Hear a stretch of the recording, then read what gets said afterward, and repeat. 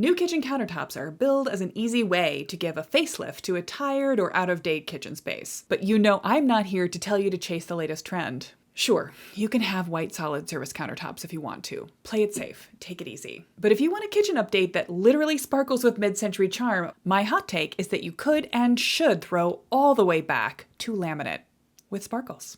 You want to make a choice that has always felt right for a mid-century kitchen and always will. So let's talk about how laminate countertop and a drop-in sink can be your DIY, budget-friendly, forever option. This is part 3 of my series on kitchen choices that stand the test of time in a mid-century house. Once again, before we go further, this short video contains my personal taste and choices for a mid-century update. What works best for you can and should depend on a number of factors: your taste, your team, and the existing conditions of your mid-century house.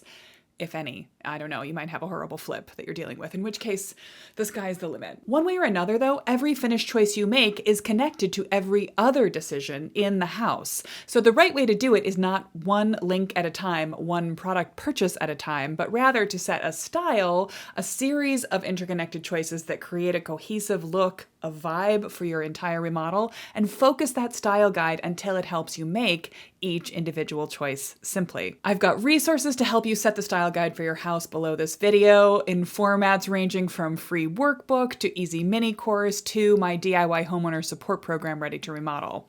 But you came here for an answer to the question, so let's get into it. For mid-century appropriate countertops and the sinks that go with them, I want you to be brave and bold. I want you to pull out all the stops, and I want you to choose Formica.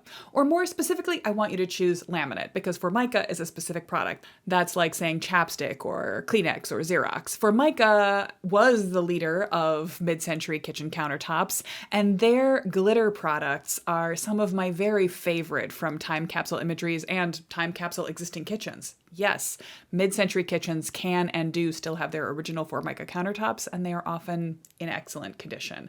But if you want the same kind of an outcome today, Formica doesn't sell a glitter laminate product, so I'm going to point you to my good friends over at Make It Mid-Century and their gorgeous line of sparkle lam. Seriously, just feast your eyes. This is so playful and joyful. It's also practical. It hides a few crumbs on the counter before you wipe down the sink at night.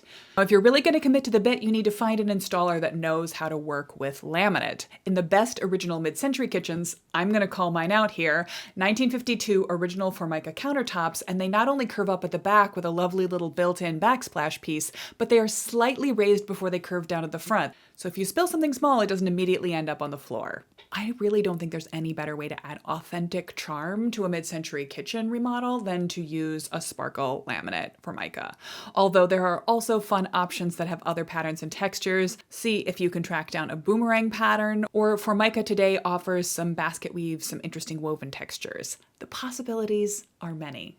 To compromise, if you want to play it safe, like I said at the top, you can go with a solid surface finish. You can get seamless, you can do an undermount sink. There are a lot of nice little tweaks and advantages to a solid surface countertop. It's just not my favorite. It's unobjectionable, it's unobtrusive, it's not going to draw the eye, so you can put the feature on other parts of your kitchen. Knock yourself out. If you're going solid surface, you can do a seamlessly installed undermount sink in the same material for the easiest possible cleanup and a nice, again, unobtrusive effect. But for myself, I am partial to the vintage way of installing a sink, the one that pairs well with a laminate countertop, and that is a drop-in. There is no acceptable substitute for white enameled cast iron, in my opinion, unless of course it's color enamel cast iron. If you can find vintage and get it properly restored, knock yourself out. Here's the thing, enamel cast iron won't ding, won't dent. It is absolutely bomb-proof, cleanable forever, always looks fresh, and it can be restored and repaired if anything bad ever happens to it. A 2-basin sink is nice if you want to do dishes by hand, just make sure that one of the basins is big enough to fit your biggest pot.